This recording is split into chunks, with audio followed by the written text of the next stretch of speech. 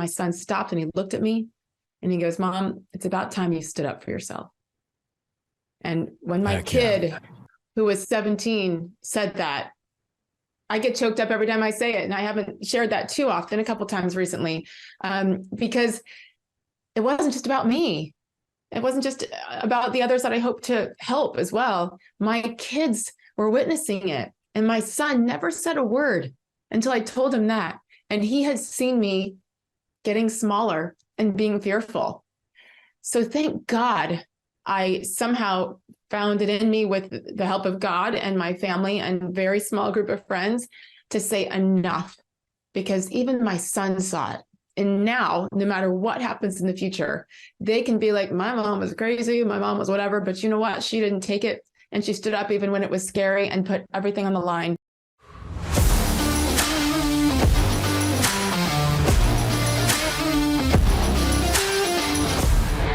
You're listening to the Born Primitive Podcast. Good morning, everybody. Welcome back to the Born Primitive Podcast. I'm here with my co-host, Big Tony. Good morning, Tone. Good morning, Bear. And I know I say this every time that I'm always excited about the episode, but especially excited for this one. We have an extremely talented and courageous guest with us this morning. Many of you might know her for working at ESPN. You've probably saw her on SportsCenter for many years. Also covered the Super Bowl, NBA Finals, World Series, the Masters. The list goes on. You might have also seen her on Jimmy Kimmel, guest host of The View, and a bunch of publications like the Wall Street Journal, Rolling Stone, etc.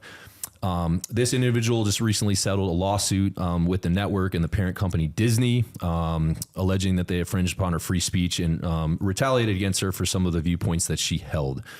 This is someone I admire, I think has shown a tremendous amount of courage, and just really privileged to have her on. Sage Steele, welcome to the Born Primitive Podcast.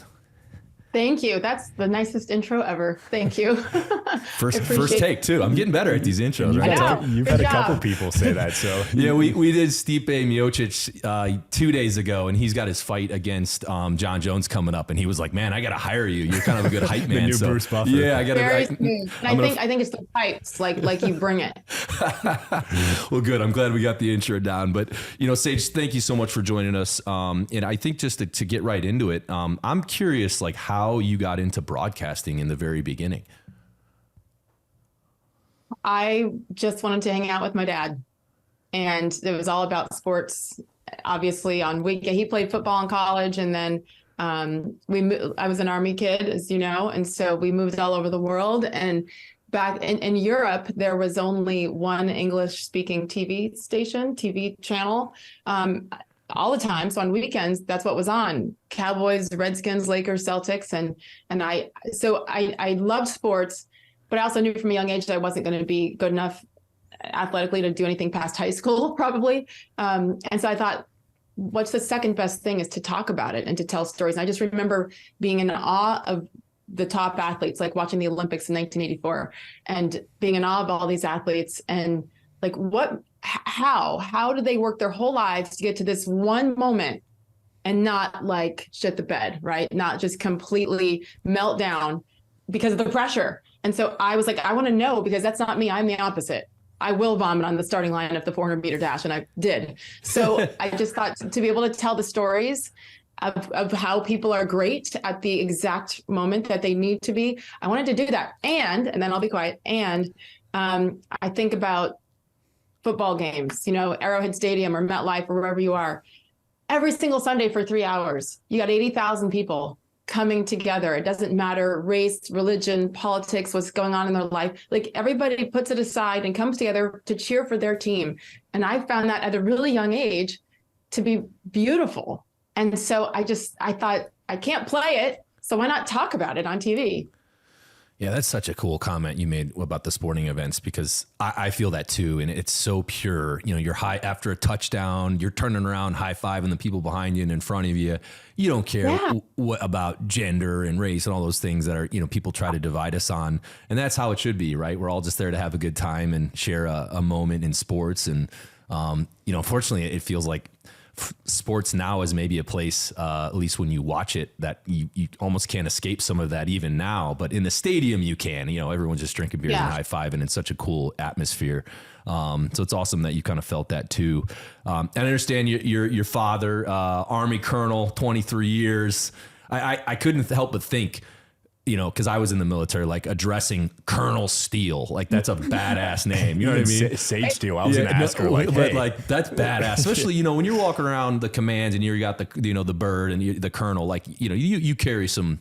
You know what I mean? Like, when a colonel's walking down the hallway and obviously admirals and stuff, generals, like, of course, too. But at that level, you start to be like, all right, you're aware of when there's a colonel around.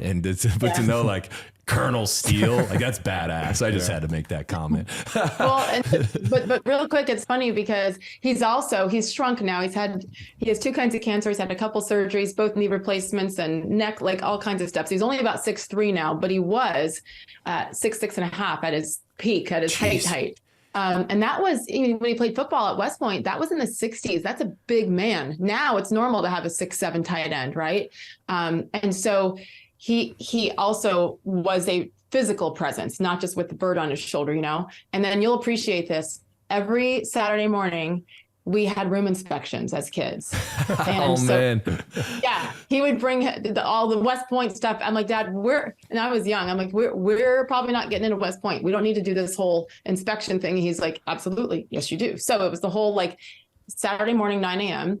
He would come and knock on our door, knock twice, just like West Point. And then we'd open the door and we'd have to salute. And he would say, "Are you prepared for inspection?" And of course we say, "Yes, sir."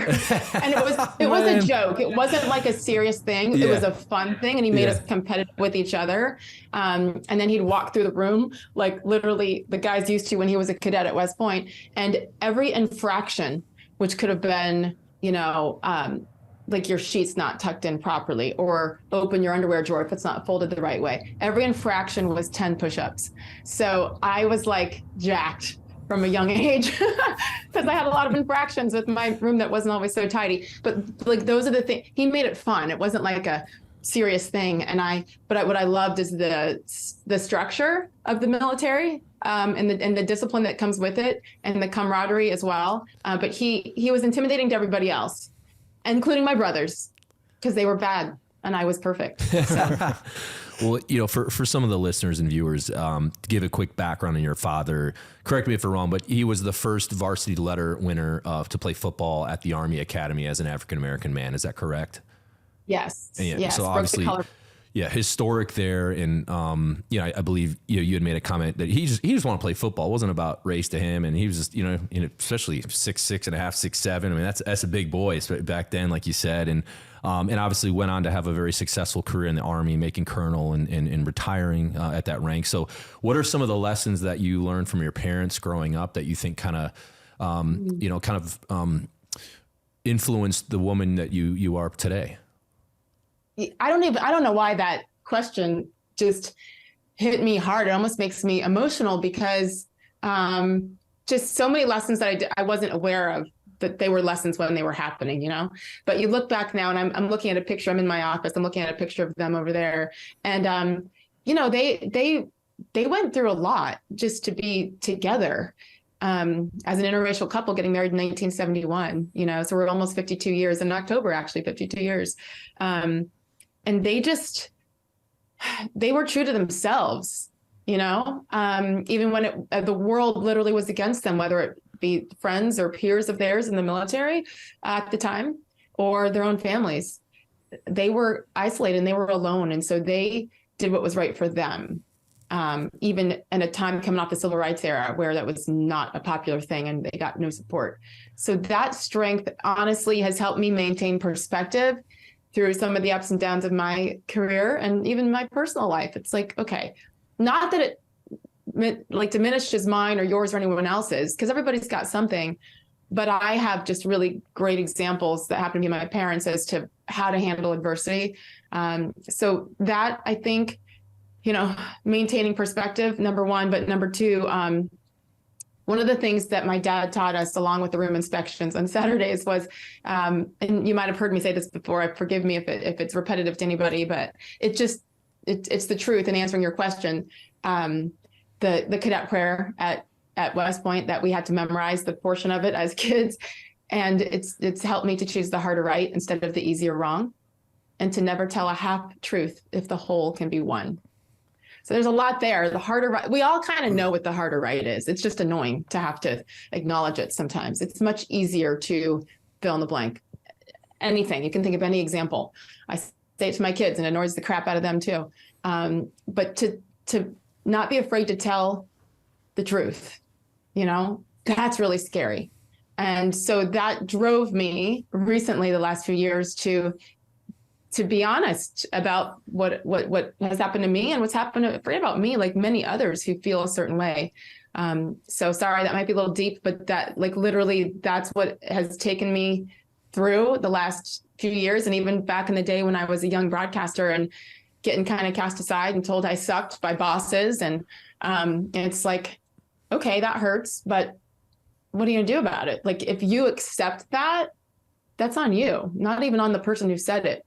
Like, shame on them. They're the adult in the room usually, but I think I can look back and fully acknowledge that the reason I've been able to kind of survive this long in a crazy industry and still smile about it and be happy and positive is because of my perspective that my parents gave me.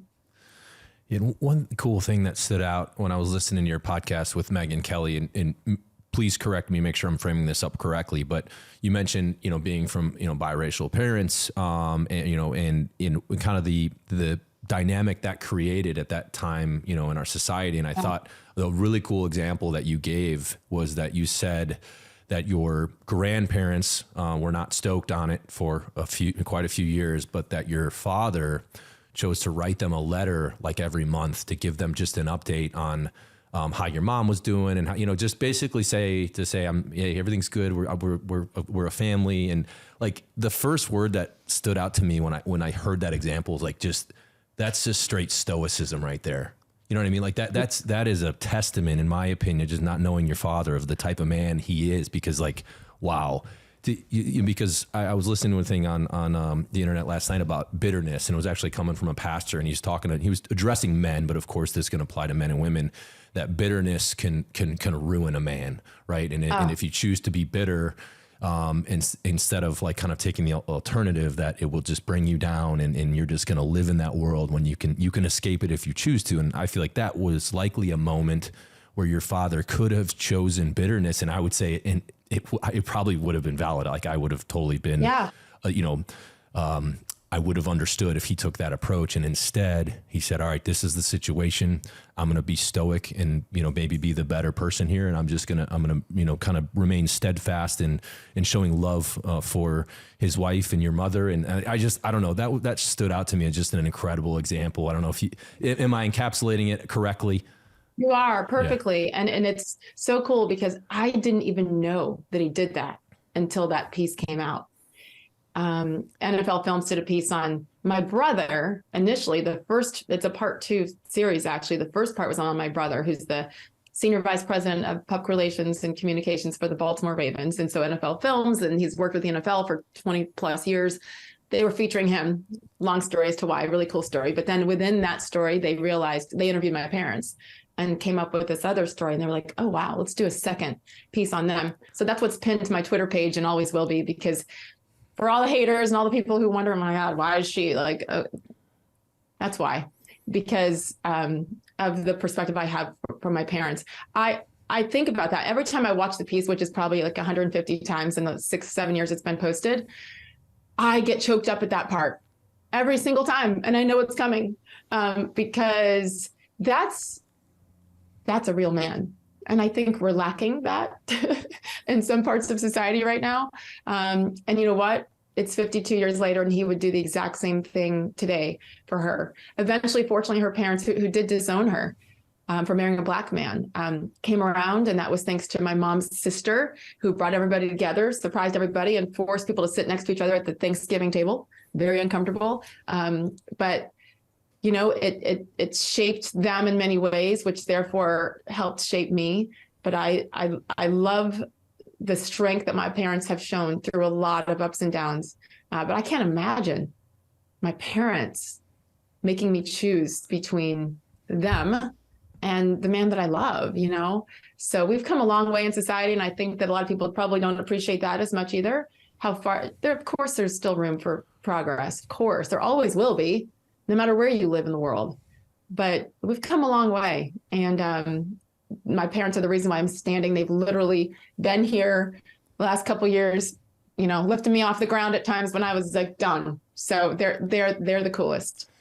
Yes, Sage, was that something? I think at times it takes getting beat up by life a little bit to really reflect on the values and just the way that your parents went about kind of raising you. And I know that's something I can 100% relate to. Given your recent controversy, is that something that just recently you've really looked at as like, oh my God, thank God so much for my parents and the backbone that they provided me as far as strong values and the personal courage? Or had you always had that? Is that something you were in college thinking like, oh, I had such great parents, they instilled these good values? Or is it because of some of your recent controversies that you found yourself in that you've kind of really reflected and been like, wow, like I have something that a lot of other people maybe didn't have growing up, and that's kind of given me the tools to be able to navigate this, although I'm sure it was still incredibly hard at times? Yeah, I've always known. I've always been kind of, I was always really quiet and shy back in the day, believe it or not. And so I observed a lot, and I knew how lucky I was from day one. And again, I think when you're a military kid and you're moving across the world and you don't know anybody and you don't have friends again because you moved again, you know that your parents and your family, that's how they raised us, that the five of us, I have two younger brothers, you know, those are your people. And I really just I've always had a close relationship with them. They were always there through ups and downs throughout my career, but from the very beginning and all the way through the recent stuff. It was enhanced, certainly, my appreciation for them even more, starting probably 5-6 years ago, actually. And I made the decision to get divorced. I'd been married for 20 years and together my first boyfriend, like 27 years is all I knew. And so I felt like a failure, Catholic, the whole thing, like, that's not what you do. You don't, and you don't quit, like Steeles don't quit. So I had to get through some stuff. And, you know, despite how they raised us with in certain ways to follow those mantras and like keep pushing, keep going, there's a softer side too. And there's a reality. And so they were so supportive. And at a time where I was so fearful that people in my family would be, you know, upset or judgmental, not my parents, but in, you know, extended family. So it goes so much deeper than the career stuff. But yeah, when all this went down and I got in trouble, suspended from ESPN 2 years ago, you know, and it was during COVID, and my dad has a couple kinds of cancer, and like he couldn't just have just one cancer. We joke with him, he had to have two. Like they always have to win the competition with his brother who has only one cancer, right? So they came to the house, and literally as I ended up getting COVID after getting the shot that I didn't want, talking about it, getting suspended, I literally was like, I had nothing left. And they came, even though it was advised by his doctors not to come because of his health, not to be around me, because I was really sick with COVID after the shot. And I don't know. They saved me. Put it that way. I need a glass of wine. It's too early in the day. Hey, we're not judging. I'm sorry. They're everything. And I would be dead without them. Like, it sounds dramatic, but they have uplifted me. And you know what? Part of me feels terrible because they have had to endure this stuff too, right? I finally convinced my mother, do not read comments. Do not Google me. Like, just don't, because it's not pretty. But I think now they realize I got this, and I'm still standing after all of it. And oh my gosh, I feel so grateful now, like that I'm the one that I feel like I'm right where I'm supposed to be, and that I can take the bullets, like, let's go, because there's important conversations that need to be had, but I wouldn't have that strength without them. And I'd love to rewind a little bit to when the suspension and the kind of controversy with ESPN started. Leading up to that point, had there been things that had been rolled out maybe from a corporate standpoint or that had been talked about that you started to scratch your head at? Because having listened to you now on a couple podcasts, your values have been, it seems like, constant throughout your whole life. Like these are things that you've, as we've talked about, your parents instilled in you and you've never really wavered from. Leading up to the actual controversy itself, had you started to get little inklings of like something seems off here? There's things being discussed, and of course, the COVID one was more of a macro, like worldwide one. But had you had some things pop up that you started to scratch your head at and look at like what is going on here? Yeah, well, there were a lot of people at the network, peers, my on-air peers, who were speaking out on all kinds of things. You know, I think it really turned in 2016 when Donald Trump got elected. That's when to me, everything changed, not just at ESPN, but everywhere. You know, people just lost their loving minds. It was insane. And then we had leadership who also was anti-Trump. And so they started to allow things to be said by whoever. And then if I said something, it was viewed differently. And I was talked to a couple times, and leadership saying, I see that you're liking certain tweets. And it's like, is that what you're doing with your time? Whoa. You're looking to see what we're liking. I wasn't even replying. I was afraid. And so, yeah, I had a lot of conversations too, like, what are we doing? And there were a lot of leaders also who did not agree with what they were allowing. But nobody stood up to say, wait, if we allow this, we have to allow this. I've always just talked about that, like consistency, just like as a parent. You can't have, rules for one kid and not the other. Like, just because, even if your kids hate the rules, at least they know that you're consistent with them. And that goes to me, it's the same thing in a place of employment. But no one was willing to stand up and say, wait, we're being divisive here by allowing some to say whatever they want politically and not others. I never, ever, ever spoke publicly or even tweeted about who I voted for, because I don't think it matters. I think I mentioned it, who I didn't vote for on Bill Maher's podcast recently, but otherwise, like for my 16 plus years at ESPN, I never did, because I just wanted people to watch for sports, or for whatever reason that they had, but I didn't want to give them ammunition, right? Because that doesn't matter. What matters is who won the Monday Night Football game, what happened, why, and let's talk about it, So there were a lot of conversations with leadership, but they just kept allowing it and allowing it and allowing it. And then once COVID and George Floyd in particular hit in 2020, it was done. It was over. You couldn't put the toothpaste back in the tube, and they let everybody say whatever the hell they wanted, even on our platforms. So that was kind of my issue with the hypocrisy of that. Like, you're going to allow them to say whatever they want and bash whoever they want, the president, or even bash other people on their team. But then not allow me to give my opinions on other things on non-ESPN platforms. And so that was, I'll tell you, that was devastating, because I didn't want special treatment, but I thought, oh, well, they're able to say it. I'm going to say it over here, even though it's not even on ESPN. And there's obviously a big double standard. And that's why I had to make the decision, because it was years leading up to that of being told, zip it, be quiet. And then I just realized, like, it's BS. And then I felt like it was my fault. If I chose to remain silent about it, then I felt like it was my fault. And I had no one to blame but myself after that, if I didn't decide to stand up. And at some point it was much bigger than me, like so much bigger. I was already canceled at that point. I knew that I was disliked by enough of the important people at ESPN and Disney that I was probably done. I don't know. But it was like, for all the others who were made to feel that way and be silenced, people who are still there. And then people who I'll never meet in other industries or parts of the world that have written me, like saying, oh my gosh, thank you. I've been silenced too, just for being me.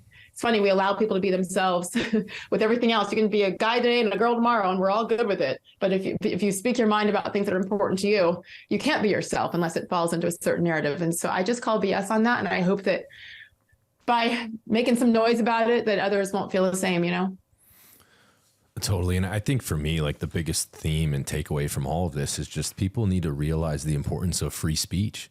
It's really simple.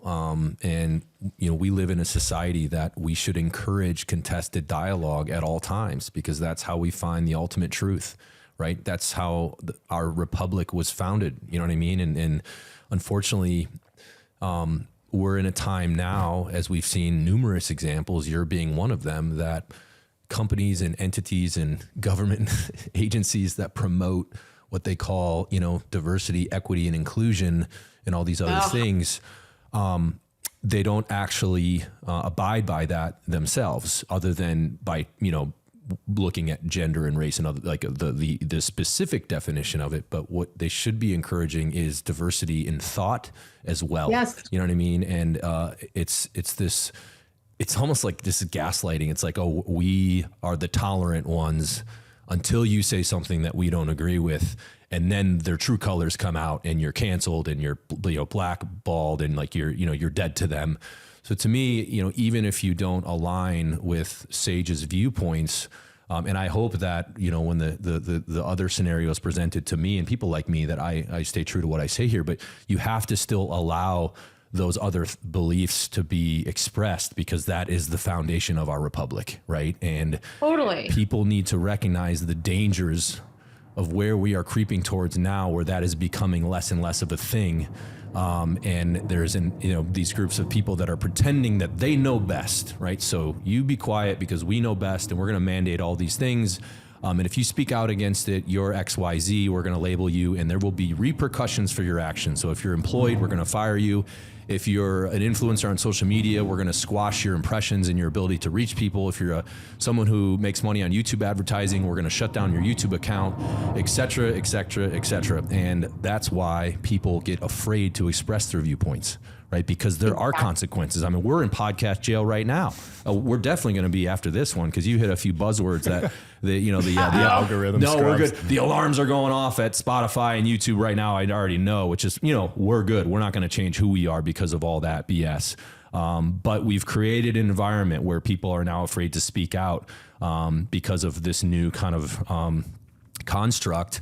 And that's why people like you and, we interviewed Riley Gaines on a few episodes ago, I think are so courageous, because you guys are taking a stance despite knowing the backlash is coming. Yeah. And little by little, as more and more people like that are prominent like you all that are willing to do that, the everyday person will become more comfortable being outspoken as well.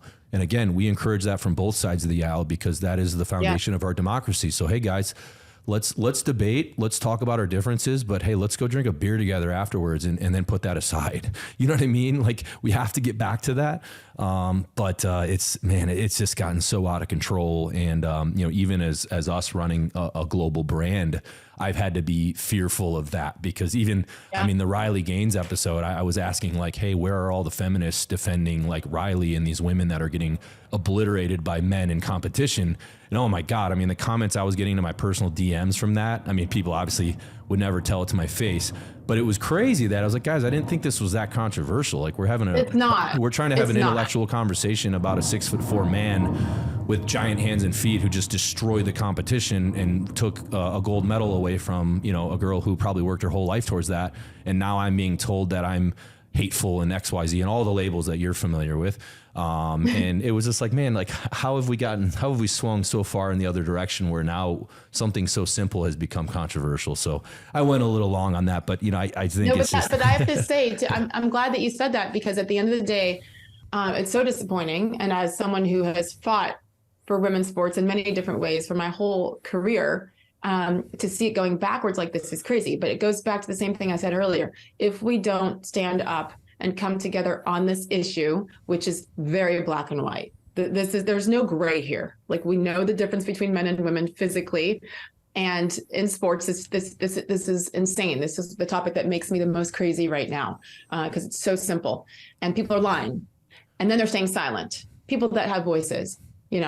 People on many platforms. I look at a lot of the men that I work with, almost every man that I worked with at ESPN who has a daughter, who very successful, really top level athletes who are being silent about this. And of course, it's everywhere, not just ESPN. And I'm like, so if this is your daughter, you're okay with this?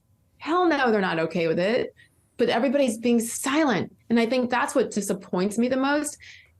Yes, men, of course, like, you guys have voices, help us out here, right? But women, it's even more egregious, because we're the ones that have been fighting and fighting and fighting, and to be silent now. And I really think it's so sad, because if we all came together on this, just this topic. You don't have to agree with anything else, anyone else's opinions. Just this topic, like we could stop this crap. We could, but people are choosing to remain silent out of fear. I understand the fear. I've experienced what happens when you do speak out, no matter the topic. But you're going to have to look in the mirror then if this continues down the path that we're on right now.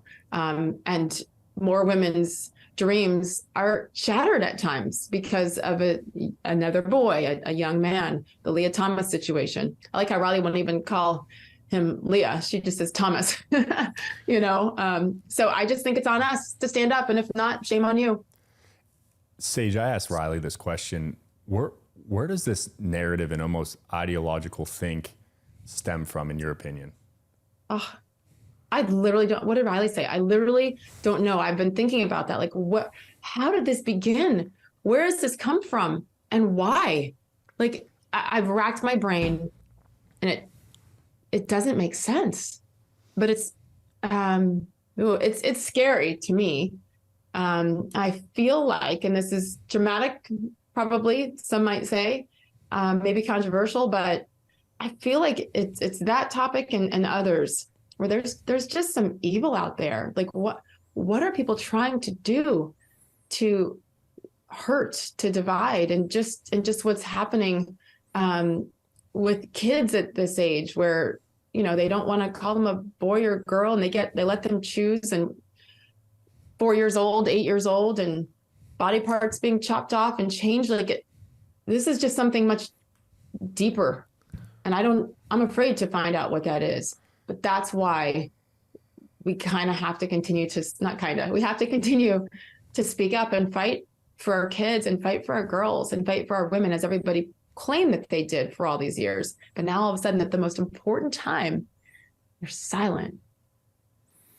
Yeah, and I don't know if you've seen the documentary, What is a Woman by Matt Walsh. So good. Yeah, very good. And he kind of in there, that to me gave me at least a little bit of comfort, because I'm the one that's always trying to dig, like, where did this stem from? Because I think it's important to understand the issue in the first place, or the controversy in the first place. And it is interesting for him to describe that there were certain psychiatrists and other thought leaders of a certain age that really pushed for different things that in real time actually flopped when those guys, I think it was back in the 50s or something, but now recently those ideologies and ideas have been now resurfaced and kind of inserted. But the question is why? Yeah. Well, but what's the point? What is the why behind that? And there, I think and I'm certainly no expert and would never pose to be on this subject, but I've heard smarter people than myself start to talk about why Disney as a company and as a huge corporate entity would start to adopt these ideas, and why you see that's not just unique to Disney. You see across the board with these huge corporate entities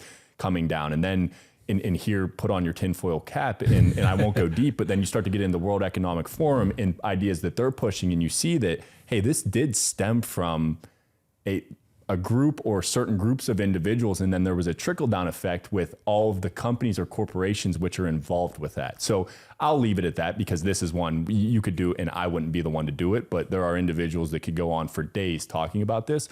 But it's fascinating to see, and as you trace that back, it is fascinating to see how it does get rolled out almost in this way that is orchestrated, not perfectly, but you see the coordination between these huge corporations, and it makes you scratch your head of like, how the hell are these ideas becoming something that, like you said, a very level-headed guy at ESPN is willing to shut his mouth and not speak out about because of the fear of being canceled. Like, that is which goes back to leadership, and I think that's one of the things that is missing the most, which is why I loved, especially now in hindsight, being brought up in a military environment where leadership is key.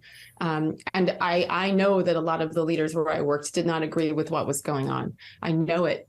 Again, I don't know as much about Disney because I wasn't there at their headquarters, but I was at ESPN and ABC headquarters for almost 17 years. And I know from conversations with these people that not all of them agree, but none of them spoke up. Well, and I think that's the heartbreaking part. There's very intelligent, and a lot of these individuals are in research, is stating now the power of groupthink. And I'm sure it's something you've been exposed to some degree, is that regardless of even your own personal beliefs, when we will start, and it's almost like a survival mechanism of humans, is that if you feel like your personal integrity or you as an individual are going to be threatened by having a certain idea, you will fall in line with groupthink. And it takes a very courageous individual. And I think that part of that's your upbringing, part of that is just life experience, to step outside of that and say, wait a second, like, I'm not going to believe just because you believe or this group believes.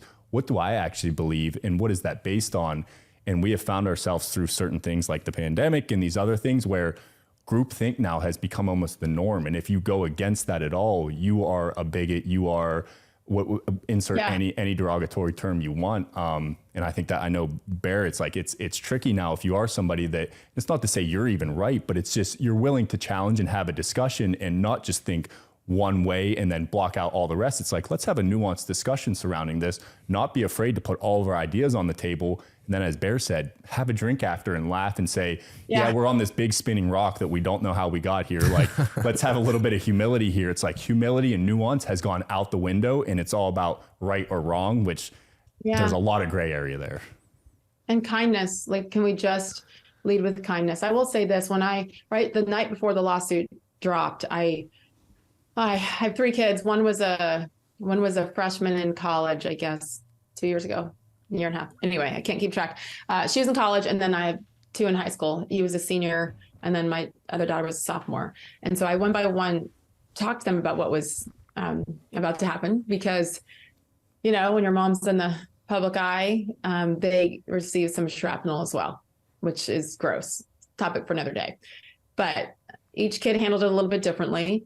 My son, who's in the middle, and I have 2 very loud, opinionated daughters that he's in the middle of. And so he's just, I mean, they're all 3 the light of my lives, obviously, but lights of my life. Thank you. I talked to him, and he is always very observant and quiet. And when I told him what was happening, and I was choked up because I was like, listen, you don't have to defend me. I just need you to know what's coming. As if somebody says something, because sometimes teachers even say stuff to them. I'm like, don't defend me. Just know that I feel like I have to have a voice here. I can't take this any longer. And for others as well. And my son stopped, and he looked at me, and he goes, Mom, it's about time you stood up for yourself. And when my kid, who was 17, said that, I get choked up every time I say it. And I haven't shared that too often, a couple times recently, because it wasn't just about me. It wasn't just about the others that I hope to help as well. My kids were witnessing it. And my son never said a word until I told him that. And he had seen me getting smaller and being fearful. So thank God I somehow found it in me, with the help of God and my family and a very small group of friends, to say enough, because even my son saw it. And now, no matter what happens in the future, they can be like, my mom was crazy, my mom was whatever, but you know what? She didn't take it. And she stood up even when it was scary and put everything on the line.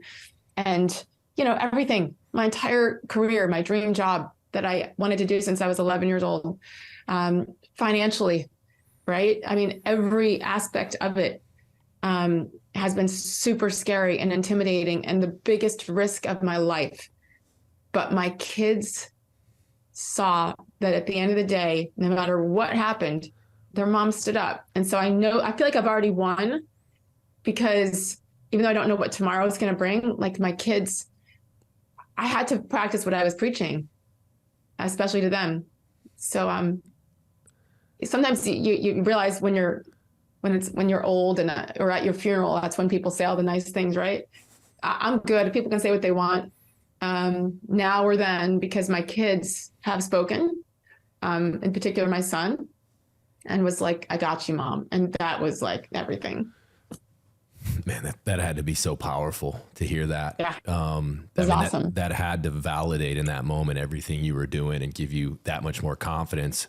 And for me, I hope you realize, particularly because it sounds like your parents set a great example for you, is like, I don't think we realize the examples our parents set until we're a little bit older. Like, I think for me, maybe mid-20s, I finally realized all those things I had been observing my parents do, and the work ethic and just the good values they instilled. And now all makes sense to me, and I now appreciate it. But when you're like 18, 19, 15, you don't really, you're just, you know what I mean? Like, I was just trying to play sports, and I'm eating everything in sight. And, like, you're going through the motions, but I don't think you truly grasp it. But for you, I hope you realize the example that you're setting for them, is something that will probably be instilled I in am them now. the rest of their life. You know, resilient, So. being strong-willed, standing up for what you believe in. Those are incredible values that, I mean, they are getting to see through you in an extreme degree. You know what I mean? And it's so cool that your son kind of gave you that nudge of, hey, mom, you know, we got you. Because I'm sure, you know, the emotional roller coaster that you endured as soon as you decided, okay, hey, we're doing this. I'm sure, you know, I can't even imagine the mental journey that has been, the highs and the lows, as you went through it. So cool. But you know what the cool part was, is that moment, and then it propelled me. And then you file a lawsuit that was super public, obviously, but then every single day for 22 months, I went to work for the company that I was suing, you know, and it wasn't just at work, like on national TV every day. So what was that dynamic? Were you like were you like a marked person at work, walking around the hallways, like everyone's whispering about Sage? Was it business as normal for a while? Did the rest of the company know immediately, or did they keep it under wraps? Or like, well, just walk us through that dynamic. That had to be crazy. Yeah. It was nuts. Everybody obviously knew it was super public, and I think probably the only blessing in disguise was that it was still COVID and the campus hadn't opened up really. I think they're just now getting back to 100% of people on campus instead of remote, which is insane. But at that time, in end of April 2022, you know, there weren't that many people still fully on campus. And because of what happened during COVID, we were writing our shows and doing all the work for our shows from home, and then going into work. So it was sad. I missed the team atmosphere. I'm such a team person and thrive off of that environment. But with COVID, we couldn't. And everybody else, like other shows, were able to do their stuff from home, their shows from home, because it was like a talk show. But when you're SportsCenter and it's highlights and graphics and go, I mean, it was a fast-paced, highly produced show, had to be in studio to do it. But because of that, we just kept writing from home. And so I would go in and get there at 11:45 and on air at 12 and off air at 2 and in my car at 2:05. So I didn't really see that many people, but, you know, I certainly I heard it. I was told. And then a lot of the people obviously were public about their opinions of me, people that I worked with, which was a whole other, you know, it's a story for another day, but it sucked. And I also felt bad because I know that it did bring attention on to my teammates, which that was, you know, it's just kind of the shrapnel that came from me standing up for myself. And I didn't want to do that, but, you know, that was the choice I had to make. And I just always hoped and prayed that no matter what was going on the side, they saw me as the professional that I tried to be every day, to walk in there, my head held high, a smile on my face, most importantly, do my job as well as I possibly could. I was so ingrained in every single thing, like every story, everything. I tap back and forth with producers. Let's roll this video instead. Oh, we have this guest. Let's ask this question instead. You know, I looked on his Instagram. Can we bring up this picture and this graphic, make it more? I was invested in everything to the very last day. And I treated them well because that's how I was raised. I've always treated everybody really well and kind because that's what I need too. So up to the very last day, I mean, I think I would hope that they would say that despite what was going on, I compartmentalize really well. I learned I'm good at that. Put that back here, and now I have a job to do. And I loved it, and I miss it terribly. But, you know, we'll see what's next. And did you find yourself having, this is out of just pure personal curiosity, were you having nuanced conversations with like executives or anyone at ESPN to sit down and say, hey, Sage, like, here's where we think you went wrong, but I'd love to hear your side of the story. Cause that's what's fascinating to me. That's so crazy to me that not one person, not one leader sits down and says, hey, I actually disagree with you, Sage, but here's where I'd love to hear your story, or I'd love to hear, it's so, and I mean, we already talked about it. It's like, it's so black and white. It really is like the thought police is that if you choose to step into this arena at all, you're ostracized instantly. And that there's no nuance to the discussion drives me so crazy because, as I'm sure you guys may agree, it's like life is one big nuance. There's always two sides to every story. There's always so much information that we're probably missing in our lexicon of thought. And to think that conversation never took place with an employee that had been there for 16 years, is just 16 insane. years when it was said and done. It just shows to me how ungrounded and unlike the lack of curiosity drives me absolutely insane. But again, as leaders, to me, it's inexcusable. Yes. Because I would never have stood up. I would step in the way of something so dramatic and drastic, like filing a lawsuit. I would never have done that. I mean, the cost for this, and I'm not talking just financial, in every way, has been tremendous. And that's my choice. I have zero regrets. I know I did the right thing, but man, it never had to get there. If one person, besides the one person I had a conversation with, is the one that made the decision to suspend me and punish me. But it wasn't just that; it was the continuation of the punishment. And I had a very close relationship with him before, like very close. The best relationship I had with such a top level executive anywhere.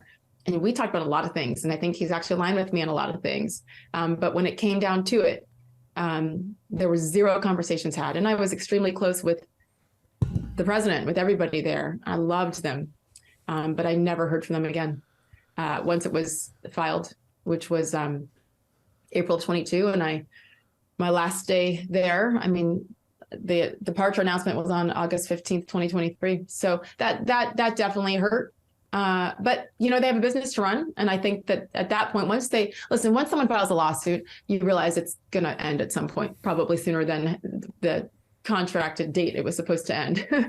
So I understand to that point, but I think this is what, no matter where you work, this is what I would implore from bosses and leaders, is to remember the human aspect of your employees.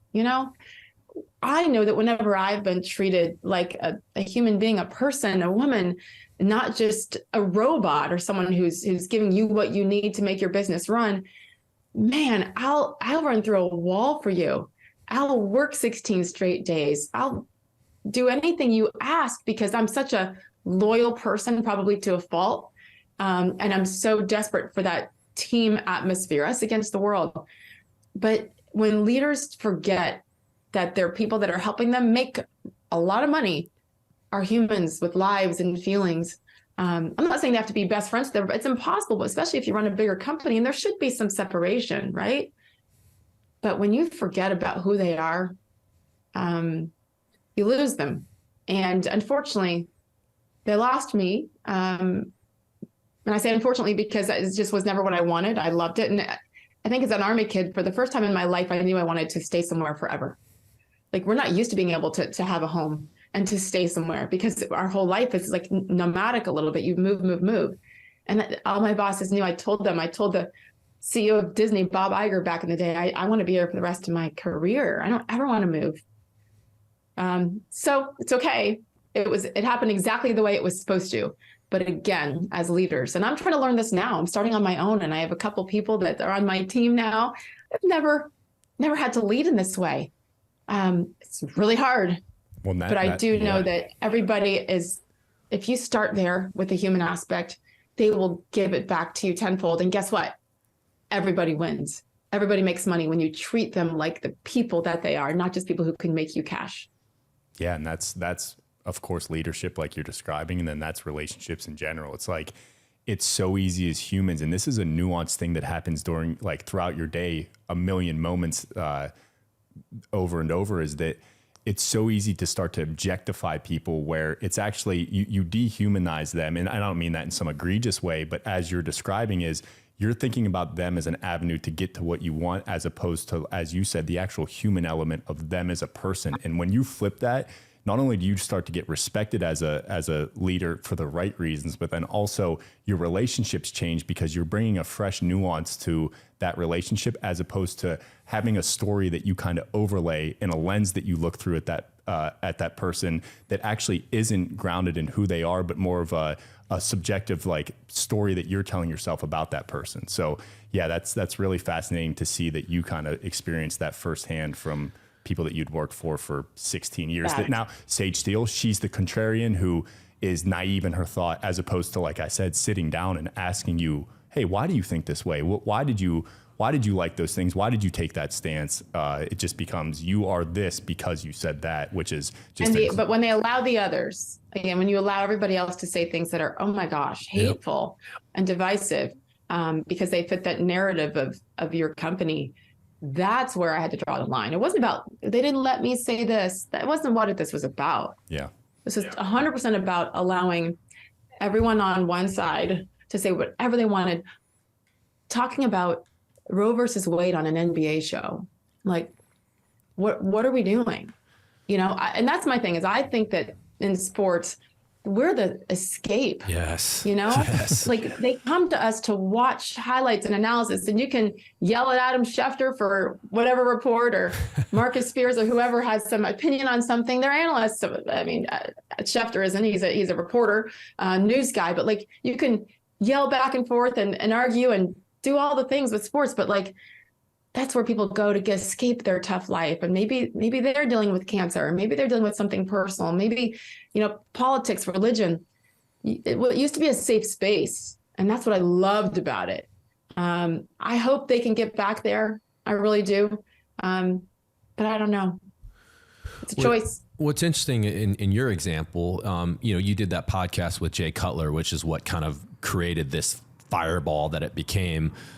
You were doing it on your own time, right? And your colleagues, to the contrary, were literally doing it on air. And I think that's the most ridiculous thing. You know, it's one thing if someone was representing Born Primitive in a public capacity, I probably would have some parameters of like, hey, these are just some things that we don't do, like because of the values of the brand, and like it's just we want to be consistent. But like, hey, in your personal time, like you're good to do whatever. You know what I mean? So if that came down and it's like, hey guys, for the sake of us just being about sports, all these topics are off limits on air, I would have totally that makes total sense, because to your point, we just want to watch sports and drink a few beers and like, you know, shut off life for a little while. And like, that's where we all escape. And now it's like, you can't watch anything. And I think the NFL is a great example, and maybe they've tried to correct this, but for a while, it's like any NFL game. It was like, guys, can we just watch a damn football game on a Sunday? You got Drew Brees. NBA got really bad. Oh yeah, NBA. I mean, I used to watch NBA back in the '90s when I was a big Bulls fan. So that's when you know I was diehard NBA. But like, yeah, I don't even watch the NBA anymore because it got so crazy. But it's, you know, it's unfortunate that you literally were doing it on your own time, and I think you didn't even realize that it was going to create this giant controversy, because it was probably, I would imagine, just kind of off the cuff. And I guess just real quick, like for the listeners, I've obviously am read in on this, but like obviously the vaccine thing came up in Jay's interview, and you expressed you know, kind of your disagreement with the policy that Disney was putting down to mandate that as an organization. And I believe it also came up, didn't Barbara Walters on The View like ask you like, hey, why do you always have to say you're biracial? Like, why don't you just say you're black? Which to me is the weirdest thing to say. And you said it so well in the Megyn Kelly show. It's like, guys, I came out of my mother's womb and she's a white woman. So like, why would I discount 50% of my hair? That's my mother. She birthed me into this earth. You know what I mean? So it seems like such a wild and dumb question that like any common sense person's like, okay, I don't think that's controversial to say you're biracial. That's, you know what I mean? And instead, like, you got Barbara Walters of all people being like, hey, would you stop saying biracial? You're black. And you took heat. Thank you, Barbara, for telling me who I am. Yes. Like, thank you for telling me what I'm supposed to do. And then comparing, well, Barack Obama doesn't. And that's where I also got in trouble. Yeah, no, exactly. Okay, he doesn't acknowledge it. But at the end of the day, all I was talking about was my experiences as a biracial woman. Yes. My experience in being forced to get a shot that I didn't want to get. I wasn't talking about anyone else's decisions. I'm like, I just don't want to be forced. But guess what? I complied to keep my job. So I'm talking about my experiences, not talking about the Supreme Court ruling for Roe versus Wade, or the alleged Don't Say Gay bill down in Florida, which that's not what the bill was. Apparently people don't like to read bills because those words were never in there. But then we're taking a moment of silence for that on our women's basketball coverage. So that's where you lost me. And that was kind of the final straw, right? Because I can go on a separate thing and talk about my own, everybody else does. And it's about my experience as a biracial woman. And why not? In my opinion, I can have that, right? I'm not talking politics on our airwaves. And that was the last straw. Again, there'd been a lot that led up to it. But to punish me for that and to continue to take things away, I was just done. And I was heartbroken. And then you just have a tough decision to make. But that's where, again, consistency as leaders. What are we allowing? And we can't pick and choose. It's actually really simple. Just be consistent. Yeah, and the vaccine one was tricky, because I own this business. So like all this stuff was happening real time for us. Like, all right, we have this quarantine thing and like there's vaccines now. And like our HR person's coming to be like, hey, how do you want to handle this? And I'm like, well, shit, I've never done this before. Like, and I was just like, hey, I ultimately made the decision. Hey, this is a free country. I'm not going to force anything on anyone. And if someone is uncomfortable in the workplace because of the policy we have, they can sit it out and come, their job will still be here. I'm not going to fire anyone if they're uncomfortable, if there's, you know what I mean? And I said, if people get symptoms, like we'll roll with it. You know what I mean? Like we're all young and healthy here. Like the show's got to go on. But if someone's not, comfortable with that, it's fine. It will not hurt their standing in the organization. And when all this stuff is done, they're welcome here in, open arms. And that's kind of how we handled it. But some of our competitors, like I heard Noble is one of them. They had a mandated vaccine policy. They still do. Oh, there you go. And so it's just like, it was dynamic and it was hard because it's like, I've never dealt with a global pandemic before. So it's not like I knew the answers, but I defaulted to just like traditional values of like freedom. And you know what I mean? And not to say that was right or wrong. That's just, okay. That's my handrail that I use to guide my decisions. So I'm going to just stick with that. And I hope it's right. And I hope this doesn't end up being something way worse than I thought. And then I'm going to be on the wrong side of this, but you were on the right side of it. Yeah. You were on the right side. You gave people the choice and you didn't shame them if they wanted the vaccine and 10 boosters and masks. Like that's 100% their choice. But then on the other side, and the show did have to go on. I wish you'd been my boss, Well, and another thing, after the Riley Gaines episode aired, like I didn't realize I was walking into a freaking buzzsaw with like, we got like that one post got like, I don't know how many, 500 comments or something. And I thought it was, again, something very non-controversial. So I realized, hey, I got to bring in I brought the whole company in and I just said, hey guys, I want to make it very clear that, Tony and I are doing this podcast. I might express personal opinions just based on how I was brought up that are my opinions alone. Anyone at this organization can have their own viewpoints and you will never be punished for having opposing viewpoint to anything I hold as the CEO, because I've been on the other side of it and it sucks. And of course you were to an extreme degree. So I said, support whatever you want. That's why we have thousands of gravestones at Normandy and at Arlington and all these places around the world where men and women took their last breaths on foreign soil, right? I will never forget that, right? So it all comes down to that. So don't think like just because Bear is for this, and this, that you have to align with me just to get promoted. It will never be like that. And I hope that puts some people at ease. And I think most people here probably do agree with it. So I don't think they had a problem with it, but it still was worth saying because I don't want people to feel like they're in the minority all of a sudden of, oh, I got to keep my mouth shut when I'm in the break room getting another coffee because like Bear might hear it. Like, no, hey, this is a democracy, all good. Again, let's disagree and let's go drink a beer afterwards. And it's all, it's gonna be fine. You led. And you did it in a respectful way. And I actually think it should make it so much easier on leadership and companies if you do it like that. Give people the choice. And if you have a fear and are uncomfortable being around unmasked individuals, we respect that too. I think we've made it so much harder than it has to be. And then it turned political. And now look, Yeah. Well, hopefully it doesn't rear its ugly head again. You know what I mean? I think if that happens, people are going to lose their, They're going to lose. I agree. With the airplane situations and all of it. No, but, and especially with kids and little kids and the masking. And when we know now, follow the science, right? I follow the science and we know what the science says. And now we're trying to backtrack on that too. I hope for many reasons this doesn't come back. But I think if it does, we're going to see a much different America this time. I agree. Yeah, I hope we can be a little bit more reasonable this time around. And obviously, just for the sake of public health, I hope we're past that. Yeah. Well, I guess we'll have to wait and see. That was quite the time, and almost apocalyptic. I remember driving to Born Primitive like the first day the lockdown happened, and there was no one on the roads. I feel like I was in like an apocalyptic movie, like a zombie movie or something. I'm just waiting for like, burning cars and zombies that be walking across the road. It was crazy. Yeah, totally. It was absolutely crazy. Well, Sage, I'm curious because you have a new chapter ahead of you, and it can really be anything you want it to be. You're very accomplished. You're extremely well spoken. You just got a great energy. My most excited question to ask is, what is next for Sage Steele? What 5-10 years out? Go as far as you want, but what do you have any grand plans? Are you able to disclose that? The world is your oyster here.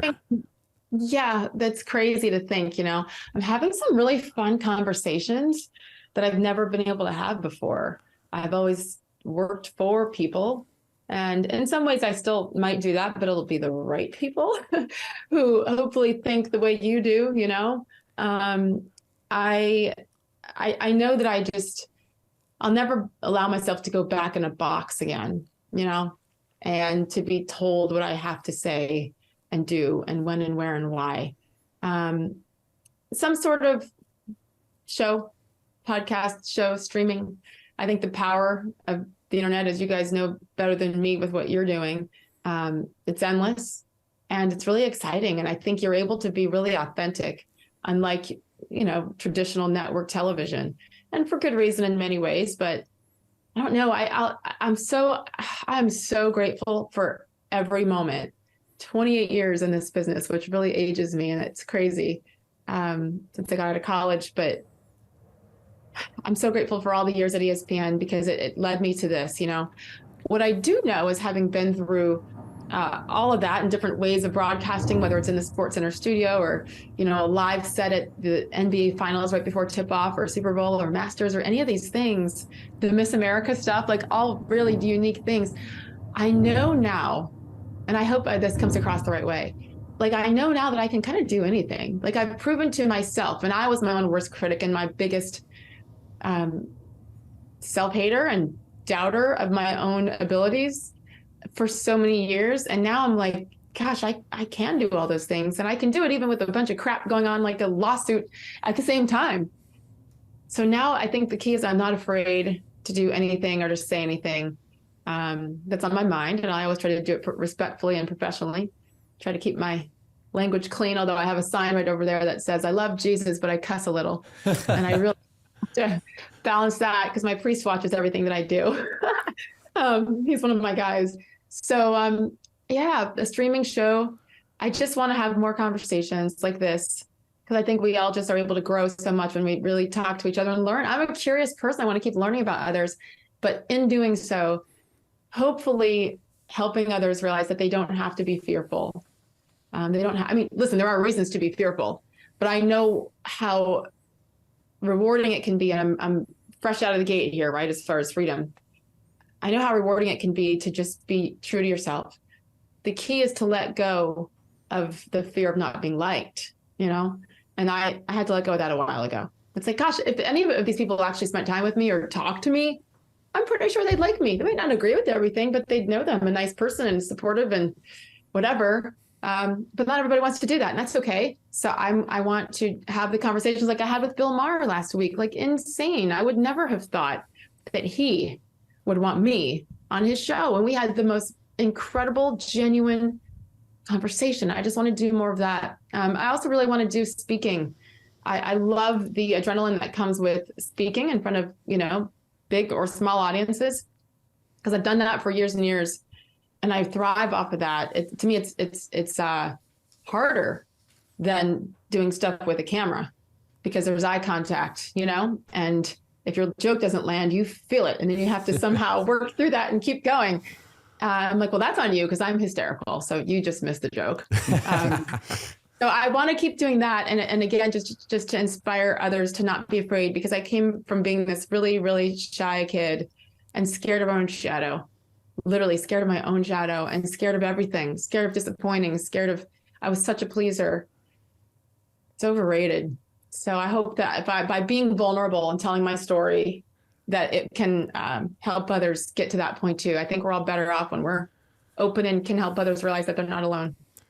Well, I think if a cultural correction starts to take place, which I do think will happen, and sports athletes, high level profile athletes are more comfortable kind of crawling out of the cave and having opinion, I think there'd be no better person to have a podcast and let them come on and have conversations with them. So yeah, that's my little, I would love to see you doing athletes and coaches, because I think the platforms they have, if they're willing to do what you did and have the courage to speak out on certain things, like not only are you going to grow a following, you're going to be able to voice yourself, which, I mean, you're dialed in now, but then giving them a platform and a place to have nuanced discussions, and they have their huge platform already from being a star athlete.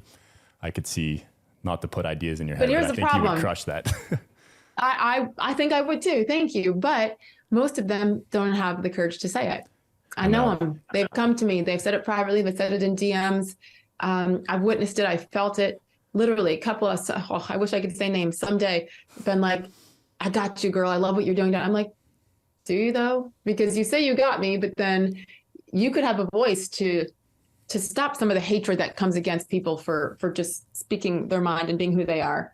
And they actually don't. Are you optimistic 99% though? of them do not. Sorry? Are you optimistic though of where, let's say in the next? Well, maybe, but the problem is what happens with the leagues, and if the leagues come down, and if the leagues are pressuring you. One great example of someone who has so much courage, who's gone against the grain and been okay being himself, is Jonathan Isaac from the Orlando Magic, and he's the one that stood when everybody was kneeling during Black Lives Matter during the NBA bubble in Orlando, and he plays for the Magic, and he stood, and as a Black man, he was crushed by the Black community in particular. And he's like 24 now, strong faith. So he stood, and it like blew up the internet when everybody else around him was kneeling. And then the next night he went up for a rebound and came down wrong on his knee and blew out his knee, and the internet celebrated and was laughing. It was the most disgusting thing.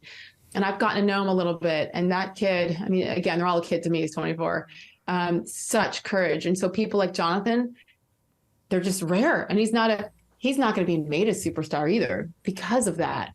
The league doesn't like that, So I understand why people are fearful. I felt it myself, but on their level, and there's tens of millions of dollars at stake for each of these guys. I'm not saying I agree with it, but I understand it. I have empathy for that situation. I've been on it at a much lesser level. I can't comprehend what they've been through. So am I optimistic? That's why I think it's going to be tough, is because of the leadership and the coaches and the owners who just want to, let's just play, and let's just get our money, but be silent. Because if you're on the other side, of course, if you're woke, you can say whatever you want. I think outside of sports, maybe, I think you're starting to see it a tiny bit in Hollywood. I would really love to tap into those people. I know there's a lot of people in Hollywood who just stay quiet, right? But there's a lot of people who kind of think more in the middle than we're led to believe. So I hope that by continuing to have the conversations, Bill Maher's done a good job. I mean, he's just taken it issue by issue, not just because he's a classic old school liberal, but now it's like, wait, look at this issue. He's getting crushed by the left for being too right now, which is crazy. I'm a glass half full. I'm always optimistic. But I understand the hesitation, and it breaks my heart that so many people feel that way. Yeah, the crazy example that I always go back to is like the Drew Brees example. He made a very benign comment about, hey, he said something to the effect, this is a while ago, of course, so I'm probably butchering it, but hey, guys can do that, kneel for the anthem, got it. I personally just prefer to stand, everything it stands for, and I'm proud. And it was literally the most harmless comment ever. And then literally media firestorm, all his players turned on him, said he was, they were crying on TV, insensitive, press conferences, they're throwing him under the bus. So what? Of course, 2 days later, I'm sure his publicist or whatever, or like PR person was like, you have to issue a statement and apologize. And that was so deflating for me. Drew Brees went to Purdue. I'm an Indiana guy. Like, you know what I mean? And it's like, dude, like you literally just apologize for standing up for the national anthem. Have we gotten to a point in society where we have gotten so messed up that we have these extremely influential and accomplished athletes that are forced to apologize for something like standing for the anthem. And I don't think we're going to see that again, but I don't think we're going to see any athletes that take any stand whatsoever. I won't give names on this example, but we had an agent approach us that his client, an NFL athlete, told him to actually reach out to us. He said, "Hey, I see those Born Primitive cats. Like I kind of like how they roll. Hit them up. My deal with Nike is expiring, and I want to align with a brand that like I actually like want to do business with. I don't really care about the dollars anymore." He is one of the best players in the NFL. I'll leave it at that. So he left his Nike contract, and I said, "Hey, I would love to," because he was kind of sick of everything they were pushing. And I said, "Hey, we are going to launch a Betsy Ross flag shoe in 2024, which is the flag of the American Revolution, which should not be controversial, but it's the flag that Nike banned on their Air Force One, Betsy, you know what I mean?" And I said, I would love to have him as the face of that, because it's so ironic that he left Nike and now he's the face of our shoe. You know what I mean? And I said, if he's willing to do that, like we might be able to make this work. And, he kind of, I don't blame the guy because of all the things we just talked about, but his agent kind of came back and said, "Hey, he just kind of wants to play football and lay low."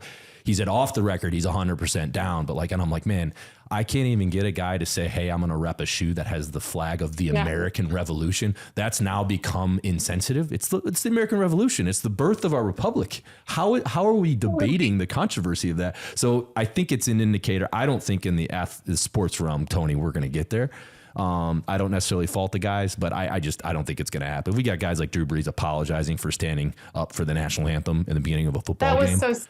Yeah, that bummed me out a lot too. And he's such a good guy. Again, I understand the pressure, but stop. And again, you look at, my dad always said, look at people's track record. Drew Brees' track record is unmatched. Like there's no race issues at all with Drew. He's the most inclusive and generous and kind. What they did, he and his family did for the city of New Orleans, which has a very high African-American population. I mean, stop it. And that one really, really bummed me out. Listen, if you need strong women doing that with the Betsy Ross American flag, like, hello, you know where to find me. I think there's so many, there's just so many people that think like we do, which is just to be accepting and tolerant of all.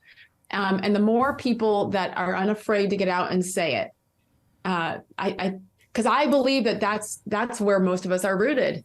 I really do. No matter who you vote for, I think most of us are rooted in just kindness and acceptance and tolerance and diversity of thought, which is what I've been saying for 10, 12 years. I remember I gave a speech at my alma mater at Indiana. You said you're an Indiana guy? I'm from Indiana. I'm from Indiana, but I actually lived in Fishers. I grew up in Valparaiso, Indiana, Valpo, but I lived in Valpo. You're a region guy. Region. Yeah, that's right. You know it. Capital R region. But I lived in Fishers for like 4.5 years, right next to Carmel. I saw you were a Carmel grad. Awesome school, by the way. It's like a freaking Don't hold that now. Against me. I'm not a Carmelite. I only moved there my senior year of high school. I'm not there.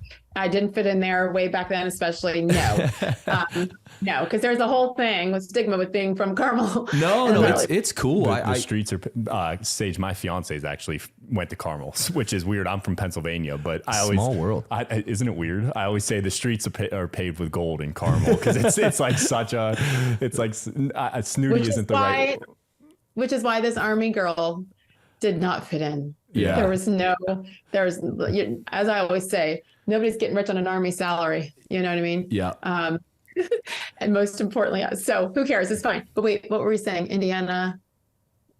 What were we just saying? I don't know. What were we saying? We got sidetracked.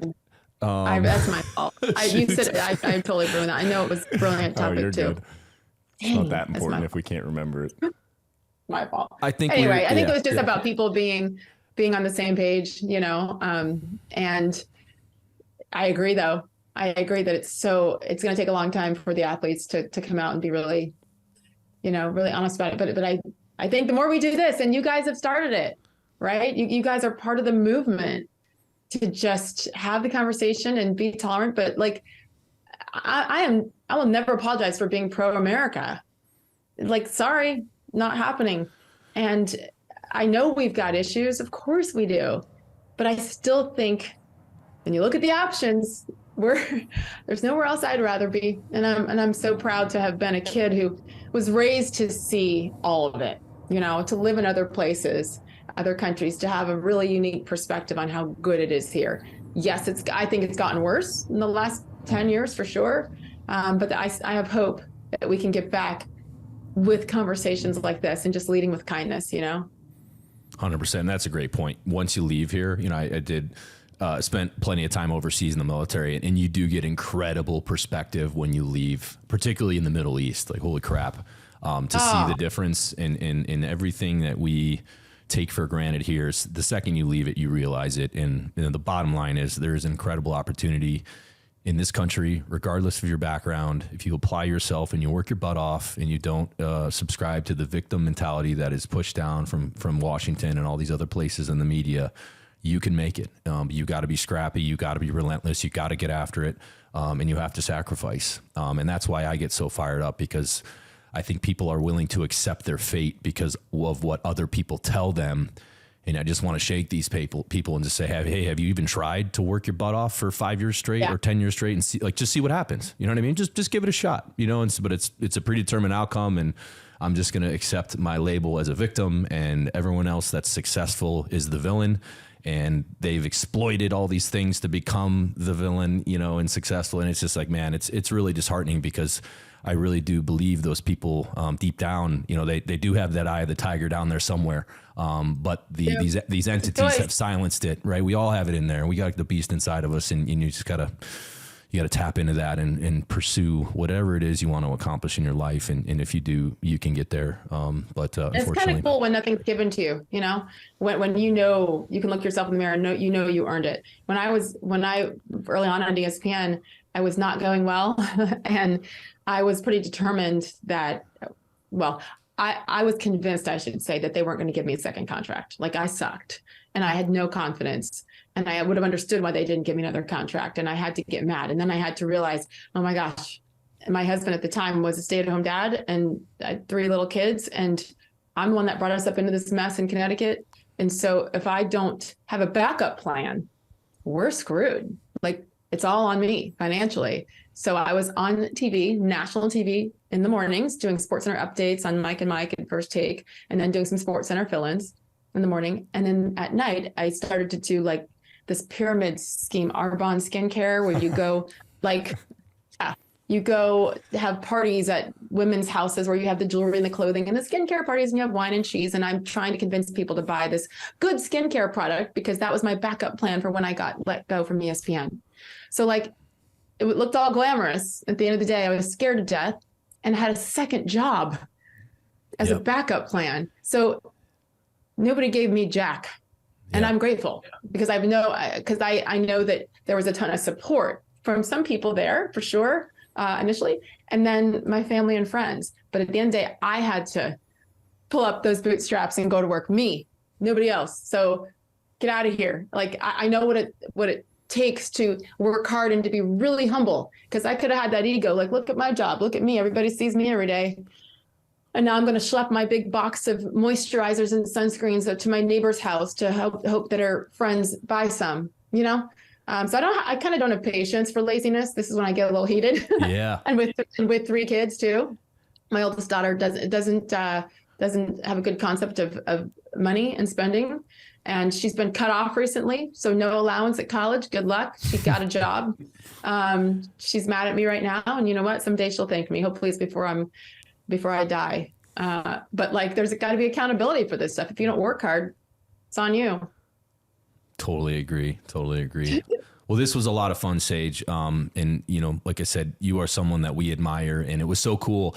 Honestly, I had the production team. I was just like, hey, can you try to get in touch with Sage Steele? And I figured it was a long shot, and they almost hit me back almost immediately. And like, hey, she's definitely interested. And I was like, holy, you know what I mean? So it was so cool. And the podcast is picking up steam, and all these guests have been so inspiring. So you absolutely are one of those. And I gotta joke about something. Before we came on, I was telling Tony I was a little self-conscious before this episode with my hair, because Sage Steele, for those that are just listening or not watching, she has incredible hair, and I'm not having a good hair.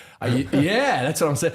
I am not having a good hair day right now, and I'm telling Tony, I'm like, man, she's so that is the one thing maybe that was God given that you didn't have to. No, yeah, your hair is amazing, and you rock your waves and your curls, like you have to. It's frizz. Well, it's so funny. And I will like, say this. Oh, go ahead. Like all the girls will make comments about like their hair routine, and it's like I'm kind of just using like a bar of soap half the time. You know what I mean? Like half the time I don't even wash it, and then there's all these fancy products and oils and infusion. I mean, I don't even know what half it is, but yeah, it's funny. So in other words, you won. God blessed you with good hair. I will say this, by the way. I remember when they let me know that you guys had reached out. I mean, I just try to do my research, and I got on and I'd seen you, but hadn't dug that deep. And then it was a very easy decision because of what you all represent. And you get it with the military background as well. I just think that drives so much of who we are and how we roll, how we lead, how we treat others, So for me, this was easy. And I was like, you tell them hell yes right away. So I'm glad that you got it right away. They actually quoted that in their email. They said she didn't say yes, she said hell yes. And I was like, okay, that's convincing. Let's set it up.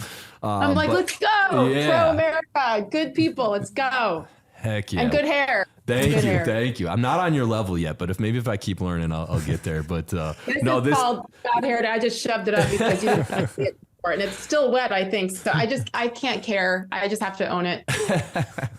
Well, this was fun, Sage. Thank you so much. And for any of the listeners, we definitely probably hit every alarm in at YouTube and Spotify and Apple. So if you could help us out, subscribe, rate, comment, and obviously on social as well. We'll kind of break this up and post it on our Instagram. So take a look there. And that really helps us out. We're trying to build this and do it within the parameters of some restrictions that are placed based on the content we talk about, which we feel are everyday topics. And we want to just continue to have hopefully open-minded dialogue on here and give everyone some good takeaways about life, and really nothing's off limits. So thanks for everybody for tuning in. Sage, don't be a stranger. You have an ally here at Born Primitive with me and Tony. If there's anything we can ever do for you, please don't hesitate to reach out, and we will be anxiously awaiting to see what the next chapter of Sage Steele is. I have a feeling it's going to be something exceptional and awesome. So we'll be rooting for you. Thank you, guys. I hope it is, but thank you for having me on. All right. Thanks, Sage. Thanks, Sage. Thank you.